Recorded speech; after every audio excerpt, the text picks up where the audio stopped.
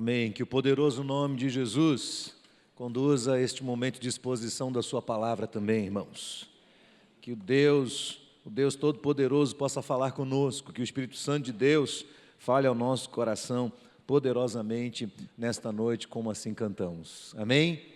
Só te perguntando uma coisa, se Deus falar com você, você vai obedecer o que Deus vai falar? Tem certeza? Preste bem atenção.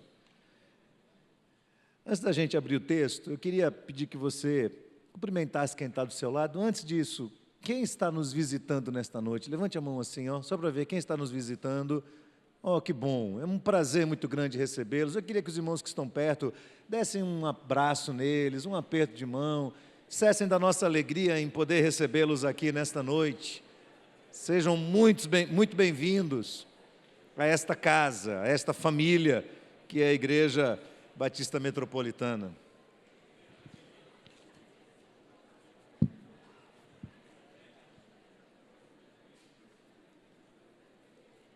Amém. Sejam todos muito bem-vindos em nome do Senhor Jesus. Vamos abrir a palavra de Deus. A Bíblia é a palavra de Deus. Vamos abrir a palavra de Deus. No Evangelho de Mateus. Vamos ler apenas um verso e dele derivar toda a nossa meditação desta noite. Mateus, no capítulo 5, vamos ler o verso 13. Evangelho de Mateus, capítulo 5, verso 13.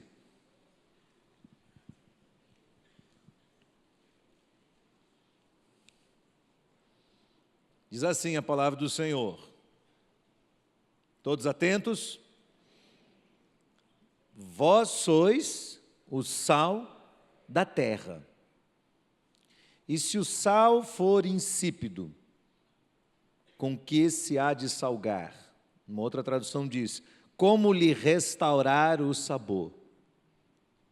Para nada mais presta, senão para se lançar fora e ser pisado pelos homens.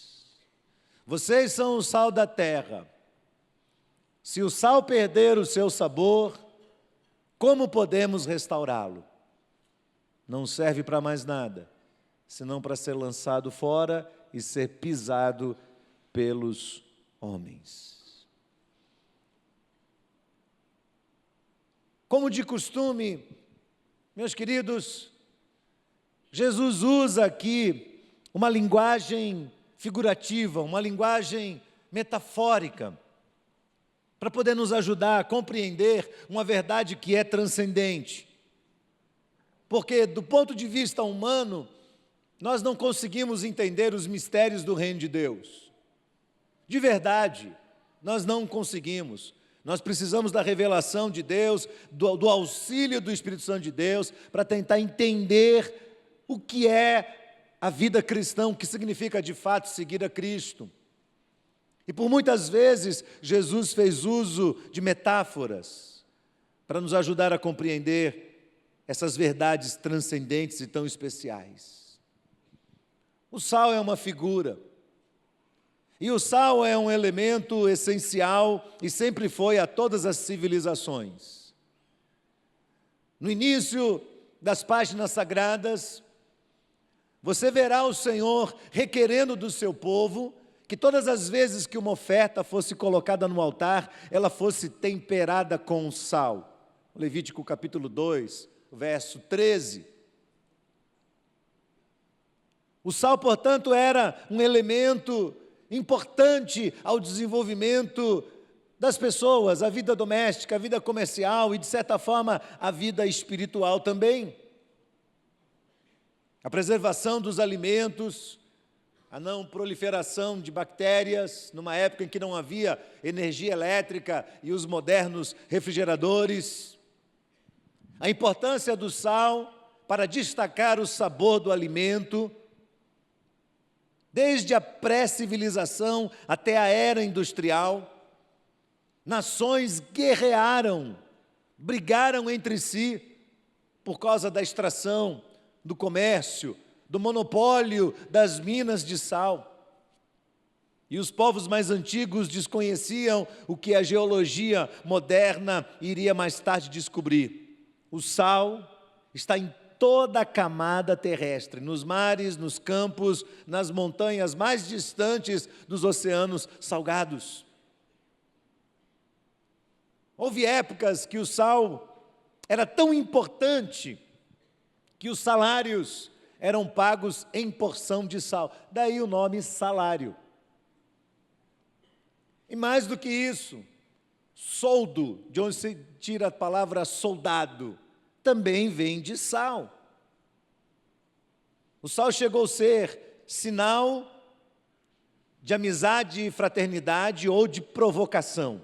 Os romanos diziam que quando você queria provocar uma pessoa, você trazia ela para comer com você e não punha o saleiro sobre a mesa. É o mesmo que chamar um baiano para comer e não colocar pimenta em cima da mesa. Era um jeito de provocar e de dizer, eu não tenho muita consideração por você. Mas como sempre, a gente tem uma tendência de interpretar a figura e de esquecer a sua ideia. E a ideia é sempre superior à figura. Então esse texto não é um texto isolado. Eu li isoladamente, mas ele não é um texto isolado. Ele está no meio do chamado Sermão da Montanha. Jesus vai definir dentro desse sermão o que significa segui-lo, o que significa tê-lo como Senhor e Mestre, o que significa ser um discípulo. E ele havia acabado de definir o que é uma vida bem-sucedida. E eu pergunto aqui, não podia deixar escapar a oportunidade, quem aqui quer ter uma vida bem-sucedida? Todo mundo quer. Mas na visão de Jesus, olha o que é uma vida bem-sucedida. Jesus diz, felizes ou bem-sucedidos são os pobres de espírito, os que choram, os humildes de coração, os que têm fome e sede por justiça, os misericordiosos, os limpos de coração, os pacificadores, os perseguidos e insultados pelo Evangelho. Esses são felizes, esses são bem-sucedidos. Eles são de verdade o sal da terra e a luz do mundo, de tal maneira que começa a ficar claro aqui para nós, começa a ficar bem definido, tanto a identidade quanto o propósito da nossa vida neste mundo. Preste atenção nessas duas palavras, porque daqui para frente elas serão essenciais. Identidade e propósito. Qual é a nossa identidade enquanto cristãos? A identidade do cristão precisa ser o Cristo. É verdade. Você ouviu aqui desse púlpito a semana passada, Gálatas capítulo 2, verso 20. Já estou crucificado com Cristo e vivo, não mais eu, mas Cristo vive em mim. Então Paulo não se define mais como Paulo o apóstolo, Paulo o filósofo, Paulo sei lá quem. Ele diz, eu sou Paulo, servo de Jesus Cristo. A identidade dele é Cristo. Cristo vive em mim. Não sou mais eu que vivo em mim, é Cristo que vive em mim. Segundo, o propósito. O que é o propósito? O propósito está relacionado à missão. A verdadeira razão pela qual nós viemos a este mundo. O que é que nós viemos fazer aqui? O que é que você veio fazer neste mundo? Qual o propósito da sua vida? Não são todas as pessoas que pensam sobre isso. A maioria passa batido. A maioria não encara essa pergunta. Não quer respondê-la. Mas nós precisamos fazer. Se você é uma pessoa que pensa, se você é uma pessoa inteligente, se você é uma pessoa que busca respostas, você deve estar se perguntando, o que é que eu estou fazendo aqui? Por quê? Para quem? Como devo exercer esta minha missão sobre a face da terra?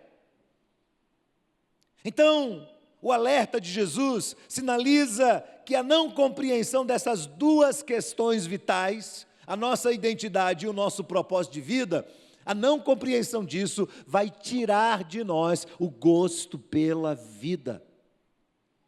sem identidade, sem propósito, não há razão para se viver neste mundo.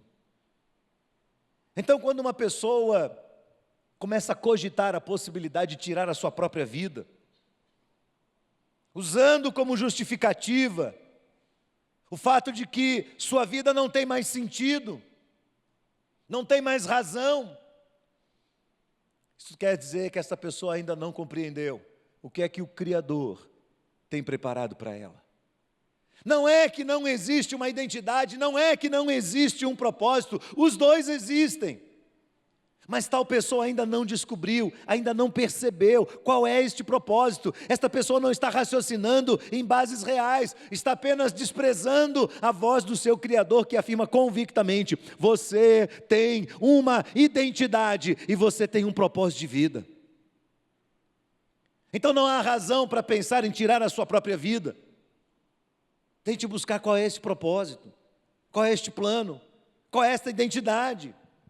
Sabe, eu até entendo que uma pessoa que não conhece a Deus, uma pessoa que não teve uma experiência com Jesus, possa, de uma forma iludida, raciocinar assim. Mas me preocupa pensar que muitos cristãos têm pensado assim. Muitos cristãos estão perdendo o gosto pela vida. A alma deles está ficando insípida. Eu fui atrás desta palavra insípido. Se você buscar só no português, insípido significa perder o gosto. Algo que ficou sem o seu gosto original. Mas insípido no grego, o sentido é muito mais amplo. Significa foi adulterado, foi contaminado, o seu gosto foi pervertido, foi modificado. O sal era extraído das regiões invadidas pelo mar e que depois passavam longos períodos em seca. Extraído de uma forma inapropriada, o sal poderia facilmente ser contaminado por enzimas ou por outros ácidos que o estragariam por completo. Se essa extração não fosse bem feita, o sal estraga de uma forma que, se você jogá-lo na terra, a terra onde você jogou fica estéril. Daí os povos do passado tinham o costume de pegar o sal estragado e jogar nas estradas, para que não tivesse vida nas estradas, porque a estrada é o lugar por onde as pessoas pisam, pisoteiam. A figura de Jesus é clássica. Se você não entende seu propósito de vida, se você não entende a sua identidade, você corre o risco de ser jogado num lugar que não produz mais nada e ser pisado pelas pessoas. O insípido perdeu o gosto pela vida. O insípido perdeu o sabor. Ele ficou desprovido de interesse. Ficou sem graça, ficou monótono, perdeu o gosto pela vida, perdeu o gosto pela devoção, perdeu o gosto pelo trabalho, perdeu o gosto pelo casamento, perdeu o gosto pela profissão. Alguns cristãos perderam o gosto pela palavra, perderam o gosto pelo evangelho,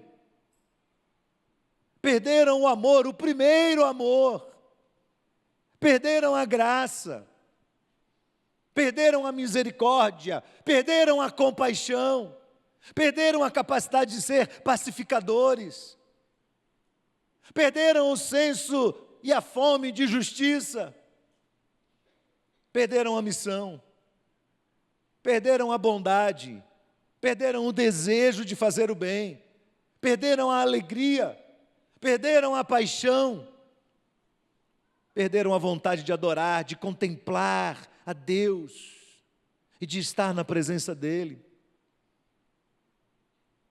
Perdem a paixão pela família, ficam insípidos em relação à sua própria história, sua própria vida. E a família é envolvida nisso. Perdem a paixão pelo cônjuge. Às vezes, na alma deles, ficam insípidos em relação aos seus filhos ou aos seus pais. Perdem a alegria pelos amigos, a compaixão. Perdem o amor pela igreja. Perdem sim. Perdem o amor pela igreja. E como consequência de tudo isso, vão se afastando cada vez mais. Às vezes não querem, mas aos poucos eles vão sendo colocados de lado como que numa estrada. E ninguém quer ficar perto deles. Já viu gente assim? Você já se sentiu assim? Insípido, insípida, seco, sem gosto, sem alegria, sem nada. Você já se sentiu assim? E a pergunta que Jesus faz é: como restaurar o sabor? Como trazer de volta? Sabe, eu acho que há uma escala aí de valores, eu não sei exatamente como isso funciona, mas eu tenho uma sensação de que há uma escala e que você pode se arriscar a ir até um limite, mas se você passar desse limite, não tem mais volta. Não dá mais para restaurar, não serve mais. Por isso, todo o nosso esforço em olhar para as Escrituras Sagradas e tentar avaliar o nosso próprio coração, à luz do que a Palavra de Deus diz, para que a gente não corra o risco de chegar no limite, e quando chegar no limite, perceber que a gente já está invadindo o outro lado e que não dá mais para voltar. Para tentar explanar isso, eu quero usar alguns exemplos reais, de pessoas que tiveram que lidar com essa questão. Pessoas que enfrentaram perdas, injustiças, decepções. Pessoas que passaram por lutas muito grandes. E cada uma delas reage de um modo diferente. Eu vou pensar em 4 pessoas. Eu começo falando de um profeta chamado Jonas. Todos nós conhecemos a história de Jonas, ou quase todos nós. Jonas é um profeta de Deus. Jonas é um porta-voz das Escrituras Sagradas. Ele é a voz de Deus no meio de um mundo corrompido e perverso. Jonas está no seu país, sua vida está estruturada, ele tem casa, ele tem família, ele tem bairro, ele tem cidade, ele tem tudo organizado e de repente Jonas vê toda a sua nação ser invadida pelos assírios, que impiedosamente subjugam a nação de Israel, destroem a cidade, capturam os homens, matam alguns deles, levam as mulheres presas, levam as crianças, retiram todos os bens, o gado, o produto do campo, e deixam a cidade num monturo. Vão até o templo sagrado dos judeus, e detonam o templo todo, e humilham os judeus, e os levam cativos.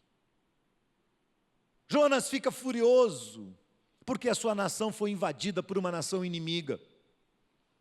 O que Jonas não esperava era que num determinado momento Deus chegaria para ele e diria: Jonas, sabe Nínive, a capital da Assíria? Sei, Senhor, vai lá e prega o meu evangelho lá. E Jonas diz: eu não vou, eu não posso ir. Olha o que eles fizeram, Senhor. A ira, o desgosto na alma de Jonas, a insipidez, começa a nascer exatamente no momento em que ele percebe que Deus pode, por sua misericórdia, abençoar a Assíria. E ele fala: não, Deus não pode fazer isso, esta nação nos oprimiu. E de repente, uma dúvida está dentro do coração do profeta, ele diz: será que Deus é bom mesmo? Será que Deus é bom de verdade? Talvez Deus seja bom, mas não é tão bom assim. Aliás, A dúvida surge no coração de Jonas, Deus está sendo meio incoerente. Parece que Deus está sendo conivente com a injustiça. Por que é que Ele abençoa o outro mais do que abençoa a gente? Pior, mesmo quando Ele sabe que o outro é opressor. Os meus inimigos têm que ser inimigos de Deus. Eu não vou. E Deus fala, vai sim. Porque quando Deus fala, não tem quem escapa da voz de Deus. Você sabe disso? Quando Deus fala, não tem como escapar da voz de Deus. E Ele vai, aos trancos e barrancos, mas Ele vai. E Ele cumpre a missão dEle com uma mágoa no coração terrível, com uma má vontade, cumprindo tabela, cumprindo agenda. Ele atravessa a cidade pregando. Vocês vão ser destruídos. Vocês vão ser destruídos. Dentro de 3 dias essa cidade vai ser destruída, vai perecer pelo fogo. E por trás dele há um rastro de quebrantamento, de humilhação, de arrependimento e de transformação de vida. E Jonas olha para trás e vê aquilo tudo, até o rei se humilha, todo mundo se humilha diante de Deus, que ele fica furioso. E vai do lado de fora e sobe no outeiro e fica olhando para a cidade e fica dizendo, Deus, Deus, manda fogo do céu, destrói essa cidade. Região muito quente, Jonas está com calor. Ele adormece no meio daquele calor insuportável e Deus faz nascer uma planta que o cobre. E quando ele acorda e vê aquela planta, ele fala, até que enfim o Senhor cuidou de mim, né? Até que enfim o Senhor fez alguma coisa por mim. Até que enfim o Senhor botou o olho em mim. Parece que o Senhor liga para os outros, o Senhor só ouve a oração dos outros. Até que enfim o Senhor fez alguma coisa para mim. E ele fica feliz. E dorme de novo. E Deus manda um bicho. E o bicho come a raiz da planta. E a planta seca. E Jonas acorda de novo com o sol quente batendo na cabeça. Levanta a mão para o céu, irado, e fica nervoso, e fica chateado. E o Senhor diz, Jonas, é razoável essa sua ira? Ele diz, claro que é. É razoável até a morte. Eu sabia que o Senhor era um Deus misericordioso, e que se arrepende do mal. Por isso, quando o Senhor me mandou pregar, eu fugi logo. Porque o Senhor não tem que abençoar aquele povo. E Deus diz, Jonas, você tem misericórdia de você? Você está preocupado com sua necessidade pessoal? Você quer que eu cuide de você? Que eu coloque por cima de você essa planta que você não teve esforço nenhum para que ela crescesse? E eu não vou ter compaixão daquele povo? Milhares e milhares de pessoas, que são inclusive inocentes. Muitas delas, homens, mulheres, crianças, animais, gente que não sabe discernir entre a mão direita e a mão esquerda. Jonas, acorda, Jonas. Você está olhando muito para você, para a sua vida, para a sua necessidade. Você não se percebeu como parte de um plano global meu. Você se olha como um indivíduo apenas, solto, achando que o mundo gira em torno de você. E que eu existo para satisfazer suas vontades. Não é assim, Jonas. Você não está isolado nesse mundo. Você faz parte de um contexto inteiro. É razoável sua ira? E Jonas diz, eu quero morrer. E acabou. Essa foi a última palavra proferida pela boca do profeta. Acabou. Acabou. Meu Deus. Como pode uma pessoa atravessar a linha, atravessar o limite e morrer insípido como o profeta? Que situação triste.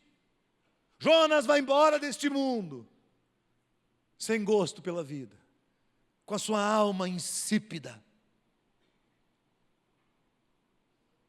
Meu segundo exemplo é Asaf. Asaf é um adorador. Asaf é um líder no templo, responsável por várias áreas. pelo sacrifício, pelo cuidado do templo. Ele é uma espécie de administrador. Ele comanda a adoração no templo. Asaf é um compositor. Asaf é um poeta. Asaf é um músico, um homem muito talentoso. Mas se eu tiver que defini-lo como ele se define lá no Salmo 73, eu diria: Asaf é um homem em desvantagem.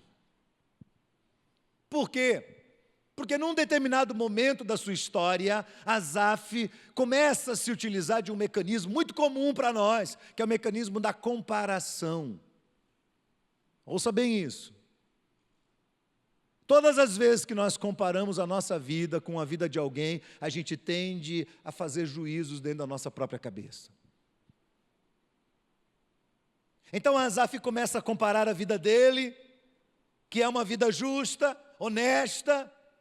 Ele começa a comparar com pecadores ímpios, com gente que não é séria, com gente que leva a vida na valsa, que leva a vida na brincadeira.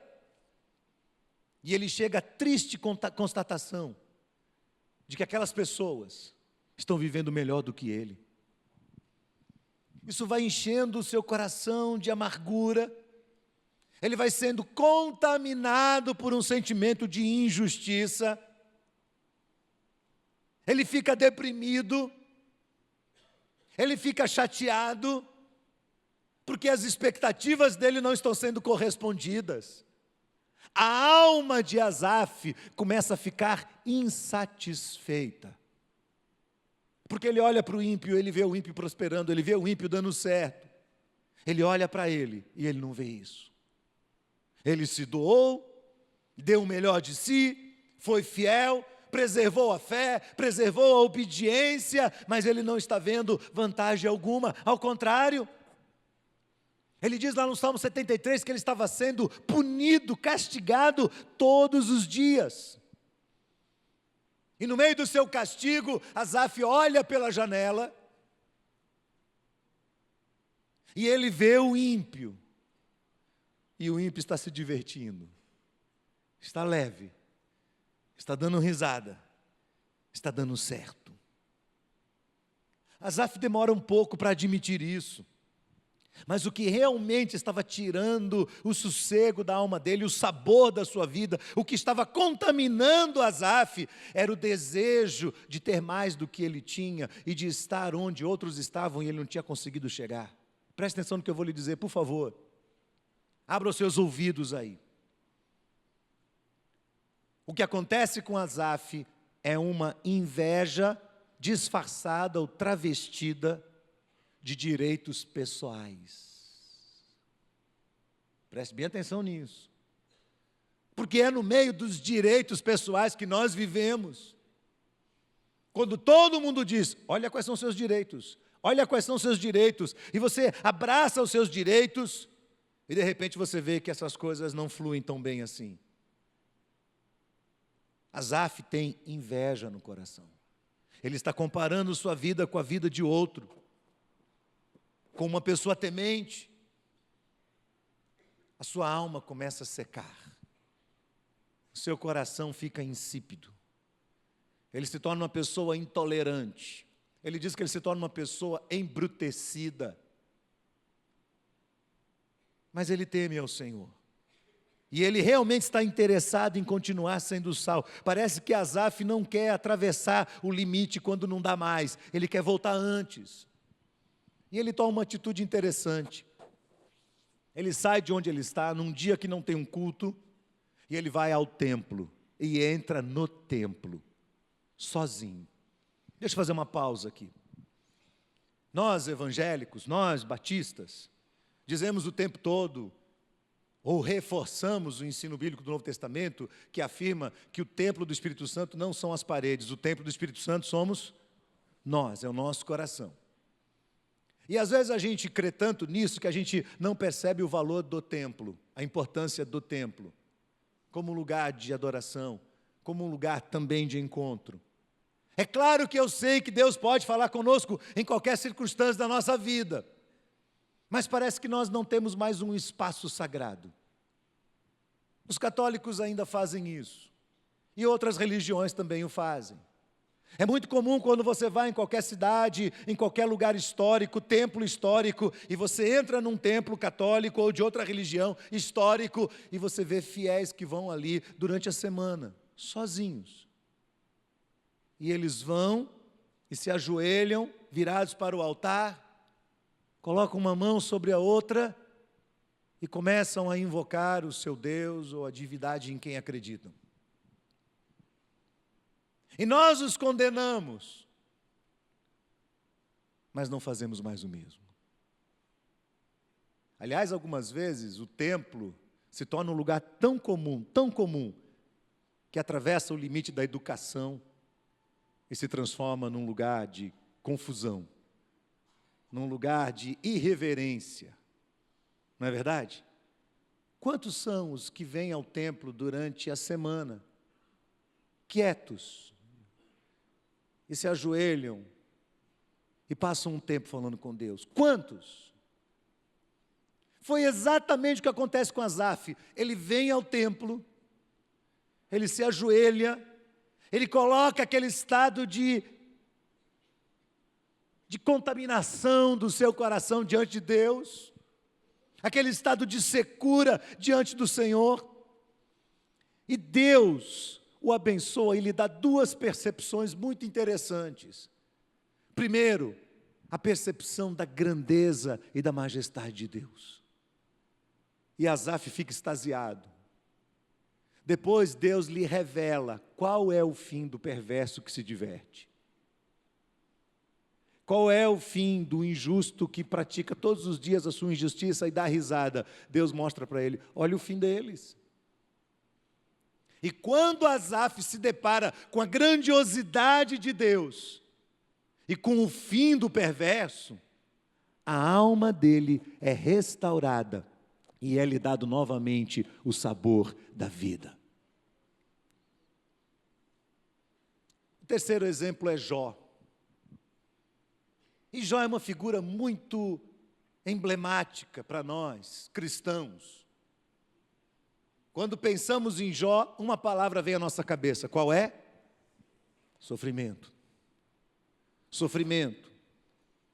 Eu não conheço alguém que tenha sofrido tanto quanto Jó.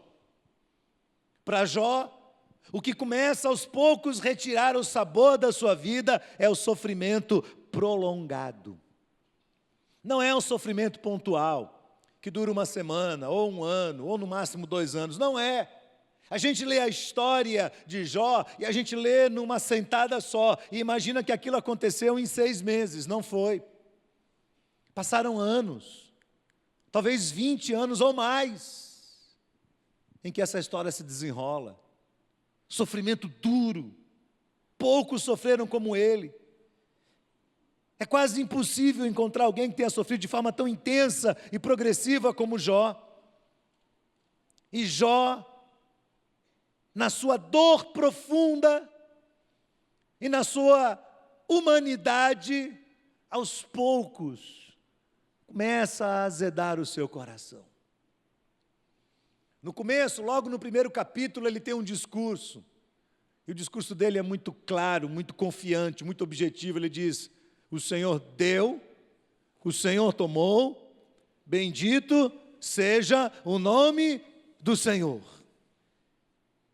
Lá pelas tantas, depois de ter perdido, e de ter amigos ao redor, e todo mundo querendo trazer uma resposta para aquilo, ele não tem uma compreensão clara do que está acontecendo, já ferido na sua alma, humildemente, Jó diz, eu sei que o meu Redentor vive, e que um dia, ele vai se levantar sobre a terra. É um processo de aprendizado muito duro, demorado, longo. E lá no fim da sua experiência, no capítulo 42, depois de ter atravessado um longo deserto, Jó reconhece que tinha algumas coisas na cabeça dele que precisam mudar. Jó se percebe mais justo do que realmente ele era. Ele percebe que ele se enxergava mais justo do que realmente ele era. Jó começa a enxergar as fissuras do seu próprio caráter. Jó, que se achava um homem íntegro, reto e temente a Deus, chega lá na frente e fala: eu não conhecia esse Deus ainda. Eu te conhecia só de ouvir, mas agora os meus olhos estão te vendo. Por causa disso, eu me abomino, eu me derramo sobre o pó, eu me derramo sobre as cinzas, eu me humilho na presença de Deus. Foi através desse reconhecimento que Jó foi restaurado pelo Senhor e reencontrou o significado da sua vida neste mundo, a sua identidade e o seu propósito. Eu quero dizer para você que o sofrimento prolongado pode amolecer o coração de uma pessoa e trazê-la para perto de Deus, ou pode endurecer demais o coração e afastá-la completamente do Senhor. O sofrimento prolongado ou traz essa pessoa mais perto, ou afasta completamente, levando essa pessoa a desistir da vida e a encerrar os seus dias debaixo de grande amargura. E sabe o que é interessante? Jó se recupera muito além da sua resignação humana. Jó se recupera através de um exame profundo, que leva ele a perceber quem Deus é e, consecutivamente, quem ele é também. E a sua identidade é restaurada diante de Deus. Meu quarto e último exemplo é Paulo, o apóstolo. Paulo, o filósofo. Paulo, este homem que tem muito a nos ensinar. Paulo é um homem dotado de grande inteligência e de um forte senso de responsabilidade. Paulo alcança uma posição invejada por muitos, encontra espaço entre os grandes e poderosos. Paulo tem um bom salário, ele é reconhecido pelos intelectuais da sua época, pelos grandes pensadores dos seus dias. Mas ele abdica disso tudo, porque abraça a fé cristã, a loucura do evangelho, como ele mesmo diz lá nos Coríntios, e perde tudo. De perseguidor, Paulo passa perseguido. De admirado, ele passa a ser objeto de desafeto e de vergonha. Perde o emprego, passa a ser perseguido, sofre várias tentativas de morte, perde os amigos, foi preso várias vezes, encerra os seus dias acorrentado com um soldado romano do seu lado, é discriminado porque tem cidadania judaica, e pior ainda por assumir que é um seguidor do cristianismo e um propagador do cristianismo. Mas Paulo não sofre só externamente. Paulo sofre no meio dos chamados cristãos também. É abandonado por alguns deles, deixado na prisão, não é visitado pelos seus amigos, sente frio, sente saudade dos seus livros, dos seus pertences. Poucos suportariam sofrer tanto quanto Paulo, especialmente depois da segunda viagem missionária que ele fez. Deixe-me dizer a você que as gerações recentes, chamadas de pós-modernas, estão sendo trabalhadas e forjadas para não sofrer. Isso é algo que está em alta no meio da nossa geração. Vamos eliminar todo o sofrimento, vamos eliminar todo o desconforto. Nós somos a geração do conforto, a geração dos dias felizes, a geração das inúmeras tentativas de eliminar todas as dores, todas as dificuldades e todos os obstáculos. Nós temos solução para todas as coisas. Aliás, nós temos muito mais soluções do que problemas. Nós precisamos de problemas para usar as nossas soluções. Então, quando eu não sei o que fazer, eu tenho médicos especialistas, eu tenho tecnólogos, e eu tenho Google para me dar respostas. Então eu estou bem, eu tenho tudo à minha disposição. Mas somos uma geração fraca. Como chegamos a isso? Parece que alguém definiu bem o quadro desses dias, ou por que chegamos a esses dias. Alguém certa vez disse: homens fortes geram tempos fáceis. Tempos fáceis geram homens fracos. Homens fracos geram tempos difíceis. E tempos difíceis geram homens fortes novamente. Não é cíclico isso? Se você conhece um pouco da história humana, você sabe que isso é uma grande realidade. Os filhos da nossa geração pós-moderna cresceram rodeados de recursos e são fracos. Não lutam mais, não sabem o que é lutar, não têm garra, não têm determinação, não têm resiliência, não são capazes de vencer longos períodos de dor e de sofrimento. Quando eu comecei a trabalhar, isso é discurso de velho, viu? Quando eu comecei a trabalhar, as pessoas passavam numa empresa 20 anos, 15 anos, 25 anos, 30 anos. E às vezes trabalhavam debaixo de um patrão que era bravo, que era mal-humorado, intempestivo. E naquela época, ninguém falava de assédio moral. Hoje o patrão fala, o que é isso? Processo. Olha, fui envergonhado publicamente, vou processar esse homem. A justiça está por aqui, de processos. Ninguém suporta mais nada. Ninguém quer enfrentar o sofrimento. Logo os primeiros sinais da dor se manifestem e as pessoas querem logo desistir. E a geraçãozinha está chorando, está reclamando, está esperneando, está transferindo a culpa, está jogando a culpa sobre os outros, está desistindo dos seus planos.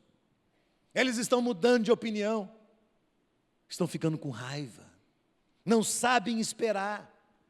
A ansiedade é uma marca visível, iminente na juventude de hoje. Os psiquiatras estão enchendo os seus consultórios de jovens ansiosos e em depressão, que desistem muito fácil dos seus objetivos, que não aprenderam o que é lutar, resistir. E nem Deus escapa. Até Ele é envolvido nisso, porque alguns acabam ficando com raiva de Deus, porque pediram uma intervenção imediata de Deus para resolver instantaneamente um problema e não foram ouvidos.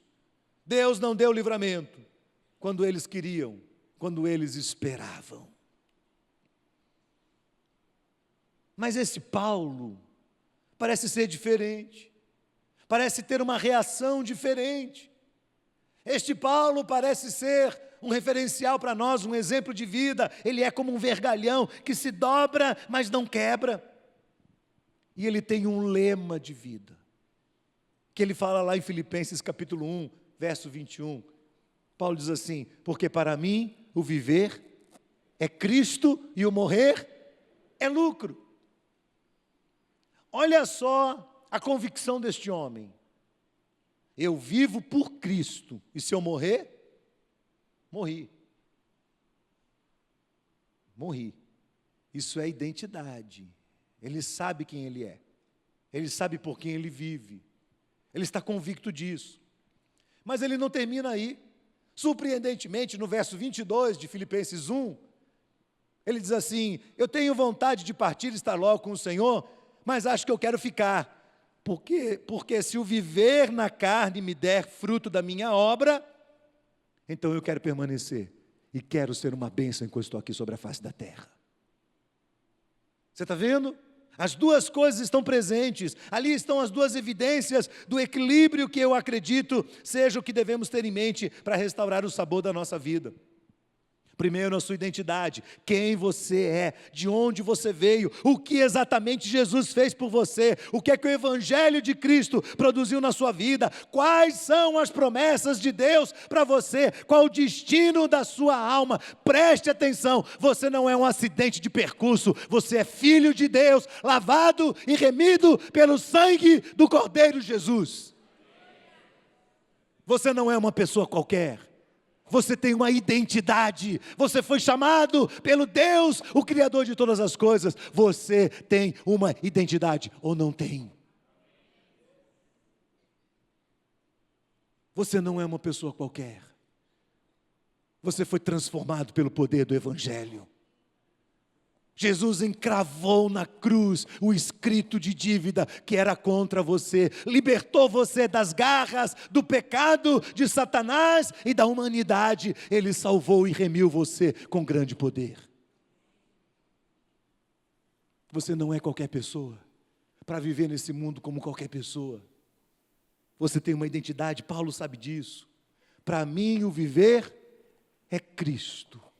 Não me importa se eu vou morrer. Não importa, para mim o viver é Cristo. Mas também Paulo tem consciência do seu propósito, da sua missão. Ora, se o viver na carne me dá fruto para a obra, ou seja, eu tenho uma missão, então eu quero ficar. Eu não quero morrer, eu não quero perder a minha vida, eu não quero ir embora deste mundo, eu quero completar a carreira que Deus deu para mim.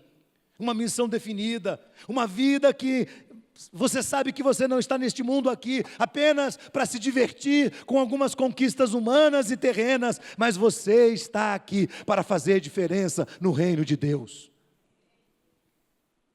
As pessoas se dizem servas de Deus, mas ninguém pode ser servo de Deus se não servir pessoas. A única forma de você servir a Deus é servindo pessoas. Qual é a sua missão? Onde você está fazendo diferença? Porque Jonas queria fazer diferença entre os iguais. E Deus o chama para fazer diferença entre os diferentes. Presta atenção nisso. As pessoas estão lutando por classes. Estão lutando por raças. Estão lutando por partidos políticos. E lutando convictamente.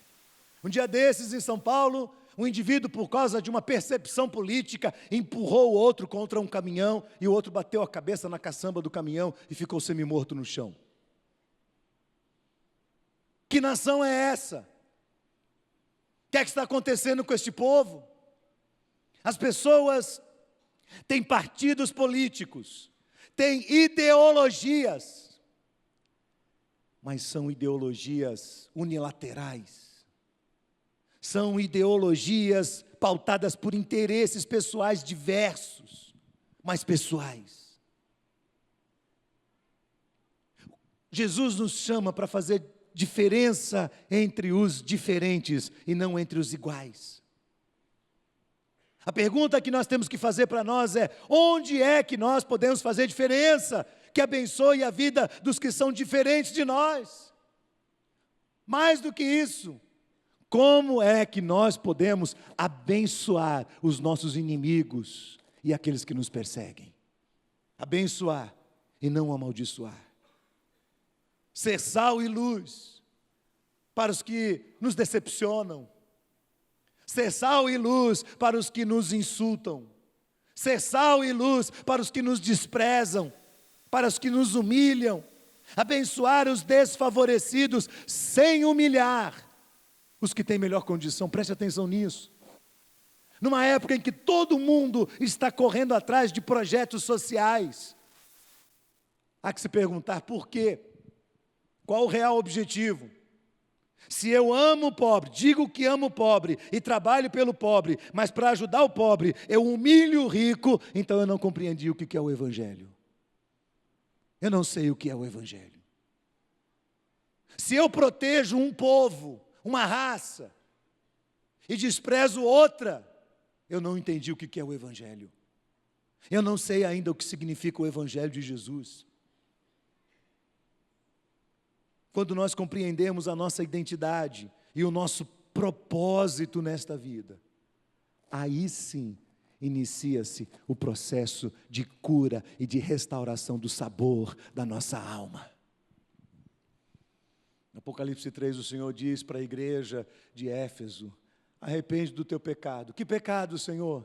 Vocês abandonaram o primeiro amor. Vocês abandonaram o primeiro amor.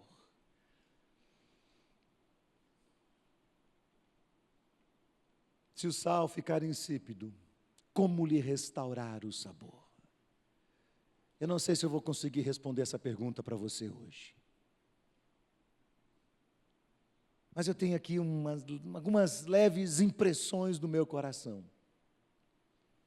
Primeiro, Para responder positivamente a isso, nós vamos ter que refletir sobre esse assunto. Nós vamos ter que dar tempo e importância a essa questão. Porque se você é uma pessoa que está aqui nesse mundo vivendo como Jonas, você faz o que lhe dá na cabeça, fica de bem com Deus quando Deus cobre sua cabeça, mas olha para o mundo perverso, olha para o mal, olha para o opressor e também quer destruí-lo, e quer matá-lo, e quer exercer o seu juízo, você ainda não entendeu o Evangelho. O Evangelho vai além disso. O Evangelho não nos confronta mais. O Evangelho nos humilha. O Evangelho nos torna pacificadores. O Evangelho limpa o nosso coração. O Evangelho nos torna humildes. O Evangelho coloca dentro de nós fome e sede por justiça. O Evangelho nos faz chorar. O Evangelho traz perseguição, injustiça. Não atravesse a linha. Não atravesse o limite. Pense sobre isso. Segundo, nós precisamos praticar a oração de rendição. A oração é o meio pelo qual nós falamos com Deus. E a oração de rendição é quando você diz: Deus, não sou eu mais, é o Senhor. Eu não quero mais viver para mim, eu quero que o Senhor viva por meio de mim.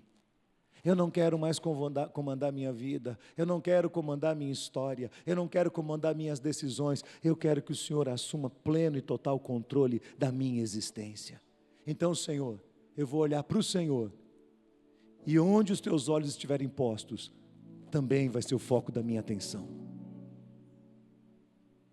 Para onde o Senhor está olhando, Senhor? Eu estou olhando para os carentes, eu vou olhar para os carentes. Para onde o Senhor está olhando, Senhor? Eu estou olhando para os seus inimigos, eu vou olhar para eles e vou abençoá-los. Para onde o Senhor está olhando, Senhor? Eu estou olhando para aqueles que estão sofrendo muito. Eu vou olhar para eles também, Senhor, porque eu não comando mais a minha vida. Vivo não mais eu, mas Cristo vive em mim.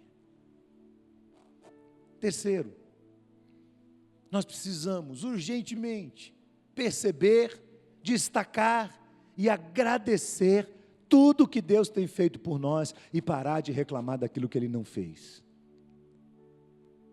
Porque uma pessoa insípida fica o tempo todo comparando a vida dela com os outros e dizendo: eu não tenho isso, eu não fiz aquilo, a minha vida não está boa, isso aqui não está bom, o meu cabelo não está bom, o meu carro não está bom, a minha casa não está bom, minha família é um problema, o meu marido é um chato, o pastor fica falando demais e fica o tempo todo reclamando, o tempo todo. Talvez você precisa parar de reclamar e falar assim: Senhor, abre os meus olhos para eu enxergar as riquezas da tua misericórdia depositadas sobre a minha vida. Você já parou para pensar nisso? Você quer um marido perfeito, não quer, irmã? O dia que este homem aparecer, vai esperando.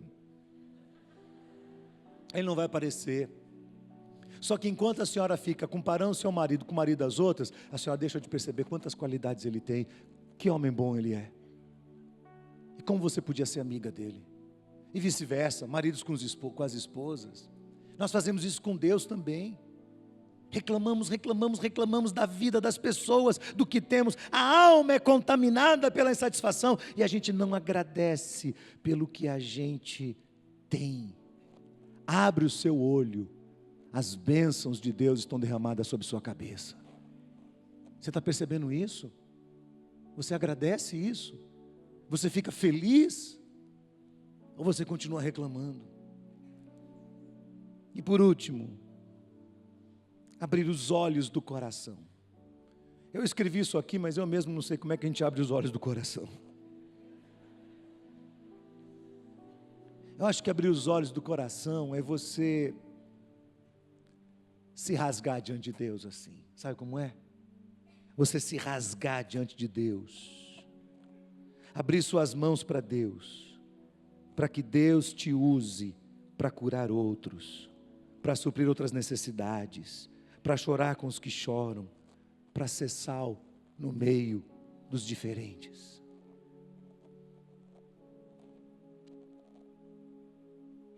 Como está a sua vida? Como está a sua vida? Existem algumas canções que sempre marcam minha alma. E todas as vezes que alguma canção marca a minha alma, eu gosto de dividir com a igreja.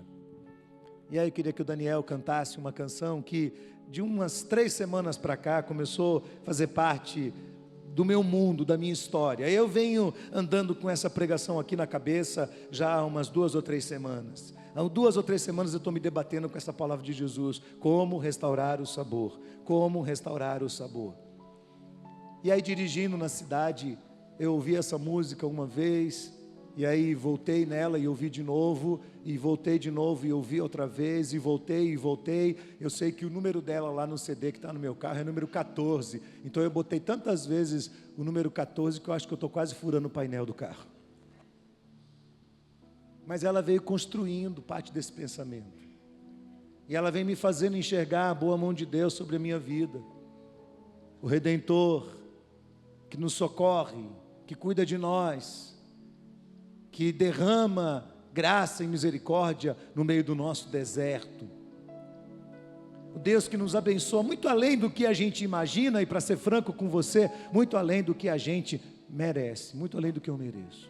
Eu não mereço, mas Ele me amou. Eu tenho uma identidade, eu sou de Jesus. Eu tenho uma identidade, eu sou de Cristo. Mas eu tenho uma missão também. Eu não estou nesse mundo só para viver a vida de qualquer pessoa. Eu não sou uma pessoa qualquer. Eu estou nesse mundo para fazer a vontade de Deus. E você? Você está nesse mundo para ser igual aos iguais? Ou você está nesse mundo porque você percebeu que a sua vida aqui é preciosa nas mãos de Deus? Que Ele quer usar você, que Ele quer construir a história através de você. Não interessa em que época da sua vida você esteja, porque Deus, quando quer, Ele usa uma criança, e quando Ele quer, Ele usa um idoso. Mas qualquer pessoa rendida nas mãos de Cristo será um instrumento útil nas suas mãos. Eu quero ser isso. Eu quero ser isso. Eu quero chegar lá no fim da minha vida, e não quero chegar amargo que nem Jonas, dizendo: eu quero morrer, chega. Não, eu quero chegar no fim da minha vida igual Paulo, dizendo assim: combati o combate, terminei tudo e guardei a fé. Baixe sua cabeça, feche seus olhos, ouça com atenção a letra desta música tão significativa que vai completar todo o plano de Deus para nós nesta noite.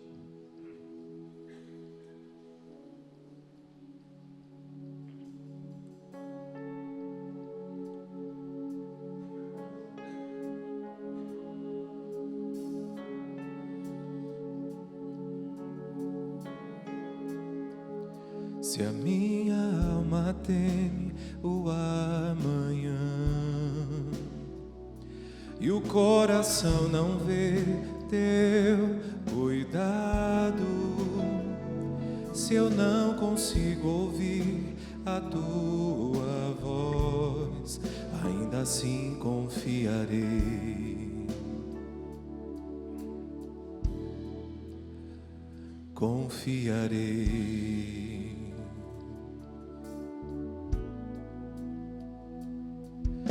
Eu sei que meu Redentor vive, que se levantará sobre a terra. A tua bondade transbordará meus desertos com misericórdia.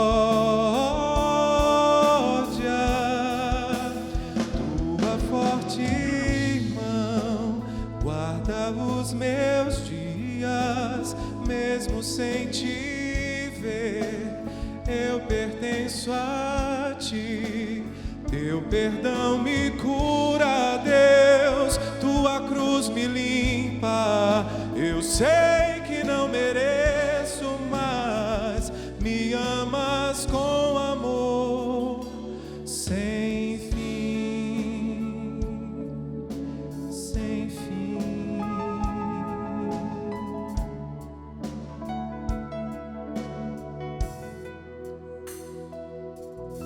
Eu sei que meu Redentor vive,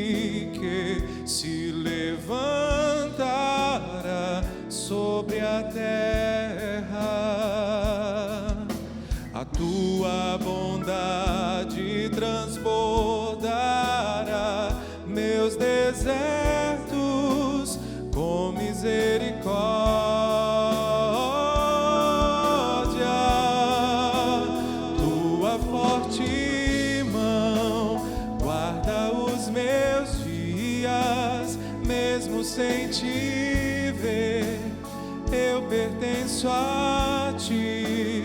Teu perdão me cura, Deus, tua cruz me limpa.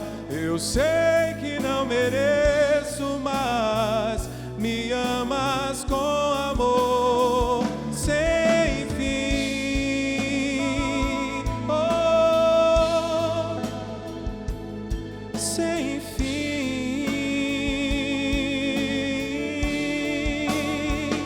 Eu sei que amas de um modo totalmente gracioso, Jesus, quão grande amor.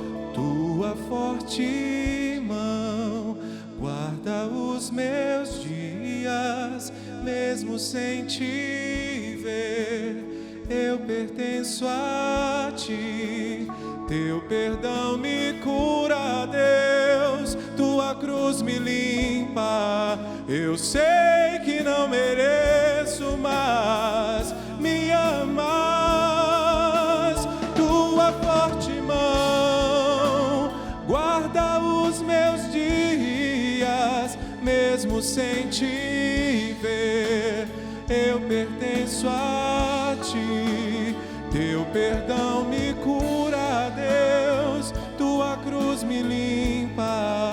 Eu sei que não mereço, mas me amas com amor sem fim. Amém, amém. Baixe sua cabeça, feche seus olhos. Esse é o grande amor derramado por Jesus sobre nós, o Cordeiro de Deus. Ele imprimiu em você, por meio do seu sangue, uma nova identidade. Você não era povo, mas agora você é povo de Deus. Você não tinha alcançado misericórdia, mas agora você alcançou misericórdia. Você é nação eleita, sacerdócio real, povo santo, gente de propriedade exclusiva de Deus. Você tem uma identidade, meu irmão. Você tem uma identidade, acorda para isso. Você não precisa terminar os seus dias amargurado porque suas conquistas humanas foram uma falha. Você não precisa ficar amargurado na sua vida porque as pessoas decepcionaram você, porque as pessoas não fizeram por você o que você tinha expectativa que elas fizessem. Eu quero dizer para você nesta noite, Jesus é maior do que qualquer pessoa na sua vida. Você não tem que se isolar de todos. Você não tem que morrer amargurado num canto. Você é filho do Deus vivo.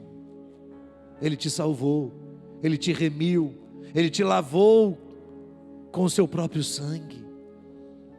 Diga isso para Deus. Se você tiver coragem, diga: Senhor, esta noite eu reconheço que sou do Senhor. Vivo, não mais eu, mas Cristo vive em mim. E a vida que agora tenho na carne, vivo-a pela fé no Filho de Deus, que me amou e a si mesmo se entregou por mim. Diga isso para o Senhor. E complete essa oração. Diga para Deus: Senhor, eu não quero terminar os meus dias amargurado num canto, reclamando, achando ruim, porque eu não consegui alcançar o que eu gostaria, ou então indiferente. Porque talvez você não tenha esse grau de amargura, mas por causa da sua personalidade, o seu coração está contaminado pela indiferença. Então você não sente mais nada, não chora mais, não se arrepende mais, o seu coração não é mais quebrantado, você não clama mais ao Senhor, você não diz mais para Ele: ao Senhor, Senhor, por favor, eu quero fazer como Jó, Senhor. Diga para o Senhor nessa noite: eu quero ser como Jó, eu quero fazer uma análise mais profunda da minha vida. Eu não quero viver na superficialidade, eu quero mergulhar mais fundo. E se o sofrimento tem sido prolongado, você pode dizer como ele também: eu sei que o meu Redentor vive. E tenha certeza, esse sofrimento prolongado está ajudando a você a conhecer o Senhor, não só de ouvir, mas a colocar os olhos no Senhor. Diga para Deus: Senhor, eu quero reavivar no meu coração a missão do Senhor para a minha vida. Você tem coragem? Eu quero reavivar no meu coração a missão do Senhor para a minha vida. Irmão, a missão de Deus para você não é viver o resto da sua vida sentado num sofá com um controle remoto na mão. O Senhor quer te usar em nome de Jesus. Eu preciso ter um objetivo de vida. Tenha certeza que esse objetivo de vida é abrangente, como abrangente é o reino de Deus. Não seja unilateral, não tente ser unilateral, usando o nome de cristão como pretexto. Deus quer te usar como sal e como luz no meio dos diferentes. Você está entendendo? Deus quer usar a sua vida, não é só no meio daqueles que são iguais a você, mas no meio daqueles que são diferentes de você e talvez sejam antagônicos a você, e Deus quer abençoar a vida deles através de você. Quem de nós aqui diria para Deus essa noite: Senhor, me ajuda a amar os meus inimigos e a abençoá-los? Quem diria? É parte da missão, é parte da missão. E se você está colocando o seu coração diante de Deus, humilhado e quebrantado, e se você entendeu o que Deus falou, e você quer consagrar essa decisão importante ao Senhor, fica de pé onde você estiver agora, diga: Senhor, é comigo que o Teu Espírito Santo está falando, Senhor, é comigo que o Senhor está falando. E fica de pé onde você estiver, e levante sua mão para o céu e diz: Senhor, é comigo, Senhor, é comigo, Senhor, o Senhor está falando comigo, eu estou aqui, Senhor, o Senhor está falando comigo. Se você quiser quebrantar o seu coração diante de Deus hoje, quebrante. Se você quiser confessar diante do Senhor que você tem estado reclamando muito da sua vida por causa de uma planta que estava sobre a sua cabeça e não está mais, hoje você vai dizer: Senhor, eu me recuso a reclamar da minha vida, e eu quero substituir a reclamação pela gratidão ao Teu santo nome, pelo respeito ao Senhor e pelo reconhecimento de quantas coisas o Senhor tem feito por mim, eu não tenho nem percebido. Deus está te abençoando muito mais do que você imagina. Deus está fazendo coisas na sua vida que você nem está vendo. Ele está escrevendo uma história quando nada existe. Ele está construindo do nada o império que é dele. Ele sabe o que Ele está fazendo na minha vida e na sua vida. Então diga para Deus agora: eu confio no Senhor, eu confio no Senhor, eu sei o que o Senhor está fazendo comigo, eu sei o que o Senhor está fazendo na minha vida. Diga isso para Deus nesse momento. Senhor, nós queremos nos humilhar diante do Senhor nesta noite, reconhecendo a Tua palavra como verdade do Senhor para a nossa vida, e abraçando o que o Teu Espírito falou, e trazendo para dentro do nosso coração, Senhor, para que dentro de nós seja restaurada a percepção da nossa identidade e do nosso propósito de vida, Senhor. Ó Deus, nós não queremos ser sal insípido, nós não queremos ser pessoas contaminadas por esse mundo, nós não queremos ser indiferentes, nós não queremos ser maldosos, duros de coração, inflexíveis. Nós não queremos ser críticos, impotentes, incapazes, que ficam sentados reclamando de tudo e de todos e que não conseguem perceber que o Senhor quer usar a nossa vida. Nós nos recusamos a isso, Senhor. Nós não queremos ser pisados pelos homens. Nós queremos ser instrumento da Tua honra e da Tua glória neste mundo, Senhor. Nós queremos ser instrumento de transformação, de mudança de vida. Inquieta o nosso coração, Senhor, inquieta o nosso coração. Se nós somos do Senhor, se a nossa identidade é Jesus, inquieta o nosso coração, para que a gente abrace a missão do Senhor na nossa vida e na nossa história. E quando nós partimos deste mundo, Senhor, o nosso coração possa partir em paz, bem consciente de que nós cumprimos o bom combate, de que nós encerramos bem a nossa carreira e de que preservamos a fé no Senhor. Senhor, abençoa cada pessoa que está aqui nesta noite, Senhor. Aqueles que têm sofrido de uma forma prolongada, como Jó, tem misericórdia das suas vidas em nome de Jesus.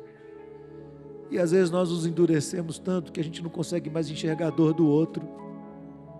Mas o Senhor quer que a gente seja uma bênção entre aqueles que sofrem. Então abre o nosso coração e ouve a nossa voz. Derrama o bálsamo do Senhor sobre a Tua igreja nesta noite, em nome de Jesus, Senhor.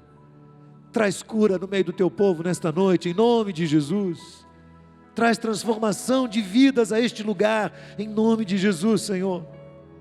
Porque a Tua palavra nos restaura, a Tua palavra nos revigora, a Tua palavra nos enche novamente de paixão, de energia, de fé, de confiança. É a Tua palavra que derrama o Teu amor em profusão sobre nós.